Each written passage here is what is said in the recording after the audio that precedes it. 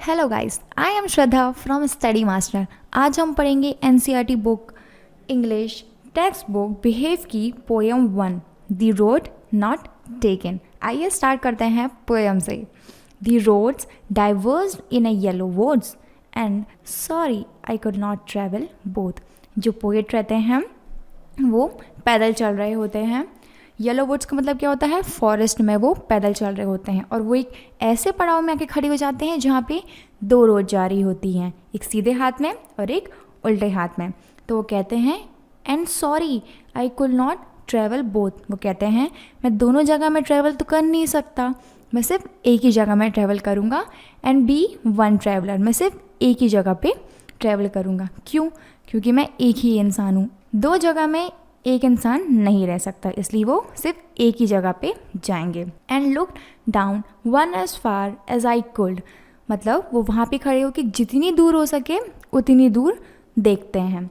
To where it bent in the underground, वो क्या देखते हैं? अपनी जगह पे खड़े होकर जितनी हो सके उतनी दूर देखते हैं कि मैं कौन से रास्ते में जाऊँ। Then took the other just as fair and having perhaps the better claim, मतलब उनने दूसरा रास्ता अपनाया रहता है। And having perhaps the better claim, तो उनने बोला कि मैं दूसरा रास्ता अपनाना चाहूँगा। क्यों? Because it was a grassy and wanted wear. उनने बोला कि मैं दूसरा रास्ता अपनाऊँगा। क्यों अपनाऊँगा? क्योंकि जो दूसरा रास्ता है उस पर जो ग्रास है वो फ्रेश है। और वांटेड वेयर का मतलब क्या होता है? जहाँ पे लोग बहुत कम चले होते हैं। अपन ने देखा जैसे अपन कभी ग्रास के ऊपर चलेंगे तो अपन उसके ऊपर पैर रखेंगे तो वो मुड़ जाएगी या दब जाएगी, लेकिन उनने जो रास्ता चूज़ किया है, जो रास्ते को उनने पकड़ा है, वो रास्ते पे ऐसा है कि ग्रास फ्रेश है, उसको मतलब किसी ने हर्ट नहीं किया है, मतलब उस रास्ते पे कोई चला नहीं है। Though as for that the passing there had worn them really about the same, उन्हें ये दूर से ये लग रहा था कि ये सब सेम है, दोनों रास्ते सेम है, लेकिन जब वो पास गए, उस रास्ते पे चलना उन्हें शुरू किया, तो उस पर उन्हें क्या दिखा कि जो रास्तों ने अपनाया है वहाँ पे तो बहुत ही कम लोग जाते हैं। क्यों जाते हैं? क्योंकि जो ग्रास थी वो फ्रेश थी। उन्हें दिख रहा था कि लोग बहुत कम ये रास्ते को अपनाते हैं। तो जो पोएट हैं वो हमें इस पोएम के ज़रिए ये बताना चाहते हैं कि ज़िंदगी में हम कोई भी रास्ता अपनाएं, सही या गलत, मतलब जैसे अपन के पास एक सिचुएशन आती है ना कि अपन को ये रास्ता अपनाना है, उस रास्ते को अपन को नहीं अपनाना है, तो वही आज पोएट के साथ हुआ कि उन्हें दोनों में से एक रास्ते को अपनाना पड़ा। तो वही कह रहे हैं कि जो भी रास्ता अपन अपनी ज़िंदगी में चूज़ करते हैं अपन को उसी में ही चलना होता है, वही अपने फ्यूचर को इम्पैक्ट करता है। जिस रास्ते में अपन चलेंगे उसी में अपन अपना फ्यूचर बनाएंगे। जैसे डॉक्टर बनना है तो अपन डॉक्टर के लिए अप्लाई करेंगे, डॉक्टर वाली फील्ड में ही जाएंगे, तो वो अपना फ्यूचर बनाएगा वो रास्ता। तो वही कह रहे हैं जो भी रास्ता अपन चूज़ करें सही चूज़ करें और अपन को उसी में ही चलना होगा। ओके, तो स्टार्ट करते हैं अपन अब थर्ड पैराग्राफ में। And both that morning equally lay in leaves no step had trodden back. जो पोइट रहता है वो उस मॉर्निंग को, जब वो जा रहा होता है जहाँ पे उसको डाइवर्जन मिलता है दो रास्ते का, उस मॉर्निंग पे वो देखता है दूर से कि दोनों रास्ते सेम दिख रहे रहते हैं उसको। दोनों दूर से देख रहा था तो उसको दोनों सेम दिख रहे थे, लेकिन जिस रास्ते को उसने चूज़ किया उसमें चलना स्टार्ट किया तो उसको पता चला नहीं ये ऐसा रास्ता है। It leaves no step had trodden back, मतलब जो उसकी ग्रास थी, जो लीव्स थी, उस पर किसी ने पैर नहीं रखा। पैर नहीं रखा क्यों? क्योंकि लोगों ने उस रास्ते को चूज़ ही नहीं किया। Okay, oh I kept the first for another day, उसने बोला जो दूसरा रास्ता रह गया है मैं उसको फिर कभी देखता हूँ, अनदर डे पे देखता हूँ उसमें जाने के लिए। Yet knowing how way leads on two way I doubt if I should ever come back. वो ये बोलता है मुझे ये चीज़ पता है कि जिस रास्ते में मैं जा रहा हूँ वो मुझे कहीं ना कहीं पहुँचाएगा। मुझे ये भी डाउट है कि जिस रास्ते को मैंने दूसरे दिन के लिए छोड़ा है मैं उस तक वापस आ पाऊँगा कभी कि नहीं आ पाऊँगा, क्योंकि हम जिस रास्ते में जाते हैं वो हमें कहीं ना कहीं तो छोड़ते हैं, मंजिल तक ही लेके जाते हैं, तो वापस आने का कोई सवाल उठता ही नहीं। ओके, आते हैं फोर्थ स्टैंजा पे। तो वो बोलता है I shall be telling this with the sigh somewhere ages and ages hence। उसने बोला कि मैं जिस रास्ते में चल रहा हूँ उसके बारे में बताऊँगा ज़रूर, एजेस और एजेस पे इत्मीनान से बताऊँगा। 2 roads diverged in a wood and I took the one less traveled by। उन्होंने बोला मैंने वो रास्ता अपनाया जो किसी ने नहीं अपनाया, वो रास्ता मैंने चूज़ किया जो किसी ने नहीं किया, बहुत ही कम लोगों ने वो रास्ते पे चले। And that has made all the difference.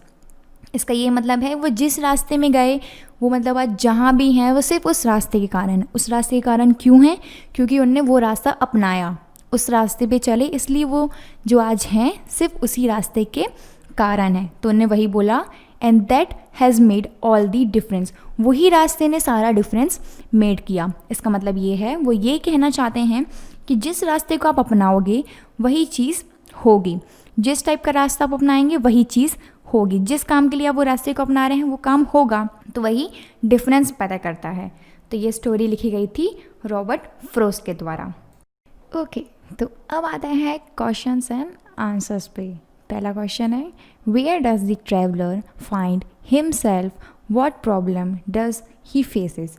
इस पे पूछ रहा है पोएट ने खुद को कहाँ पाया और उसने क्या क्या प्रॉब्लम फेस की। पोएट अपने आप को कहाँ पाया? एक चौराहे पे, और उसकी प्रॉब्लम क्या थी? दोनों रास्ते में से एक रास्ते को सिलेक्ट करना था, ये थी उसकी problem. Second, discuss what these phrases means to you. पहला, a yellow wood, yellow wood का मतलब बताया गया था autumn.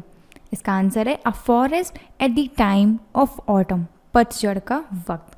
Second, it was grassy and wanted bear. इसका क्वेश्चन पूछ रहा है वो ग्रासी था, वहाँ पे कोई चला नहीं था। इसका आंसर है it had grass grown on it and wanted the people to walk on it. इसका ये मतलब है कि वहाँ पे ताज़ी ताज़ी ग्रासेस थी, वहाँ पे लोग चले नहीं थे, जो ग्रास थी वो ख़राब नहीं हुई थी। थर्ड है दी पासिंग देयर, मतलब पासिंग देयर का मतलब क्या होता है? वहाँ से चलना। इसका आंसर है it means walking on the road, मतलब रोड से चलना। ओके, तो आते हैं फिफ्थ क्वेश्चन पे। Leaves no step had trodden back, मतलब जो पत्तियाँ थी उन पे किसी ने चला नहीं था। The leaves which had not been walked over, इस पे ये बोला है कि जो पत्तियाँ थी उस पर कोई ट्रोबन नहीं था क्या, कोई चढ़ा नहीं था क्या? उसका आंसर है नहीं, कोई वो लीव के ऊपर चढ़ा नहीं था, इसलिए लीव्स खराब नहीं हुई थी। Fifth answer, how way leads on to the way. How way leads one to way, मतलब एक रास्ता दूसरे रास्ते को कैसे लीड करता है। इसका आंसर है how one road leads to another, जैसे एक रोड दूसरे रास्ते को लीड करती है। Third question, is there any difference between the two roads as the poet I describe them. पहला, इन स्टैंजास 2 and 3, इन्हें पूछ रहे हैं कि क्या डिफरेंस बिटवीन थी रोडों में जो पोएट ने डिस्क्राइब की है दूसरे और तीसरे स्टांजा पे। इसका आंसर है in stanzas 2 and 3 there is no difference between two roads.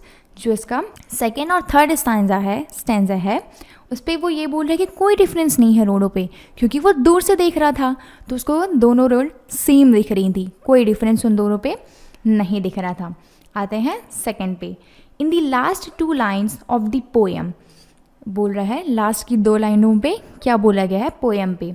Answer है in the last 2 lines there is the difference, it is screen in I took one less travelled by. उस पर ये बोल रहा है कि लास्ट की 2 लाइनों पे मुझे ये समझ में आया कि जो 2 रास्ते थे वो सेम दिख रहे थे, लेकिन वो दोनों रास्ते सेम नहीं थे। क्यों नहीं थे?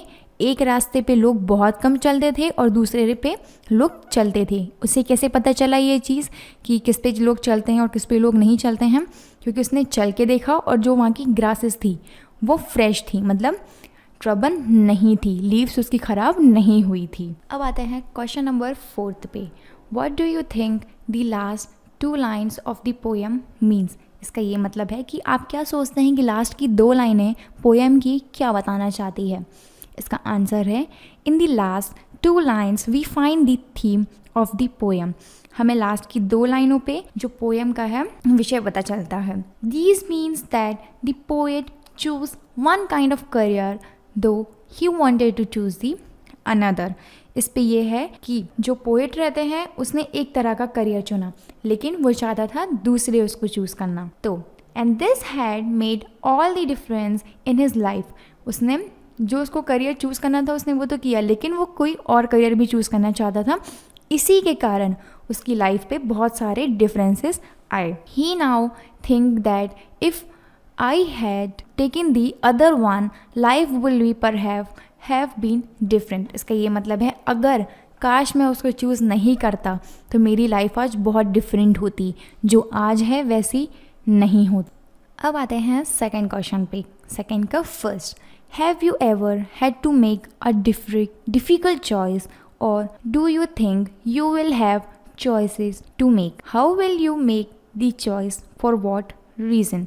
इस पे ये बोला गया है कि आपने कभी ऐसा किया है कि एक डिफ़िकल्ट चॉइस ली गई है, या फिर आपके पास कोई चॉइस हो तो आप उसको कैसे इस्तेमाल करेंगे, उसका रीज़न बताइए। इसका आंसर है yes, I had once to make a difficult choice. मतलब हाँ, मेरे पास एक डिफ़िकल्ट चॉइस करने का वक्त था। I had gone to my friend village. मतलब एक बार मैं अपने फ्रेंड के गाँव गया। There was a big pound there. उसने बोला वहाँ पे एक बड़ा सा तालाब था। I know some swimming. मुझे थोड़ा बहुत तैरना आता था। I wished to swim in the tank. मैं सोच रहा था कि मैं वहाँ पे तैर लूँ, वहाँ पे टैंक पे तैर लूँ, मैं सोचा। But it was a strange place.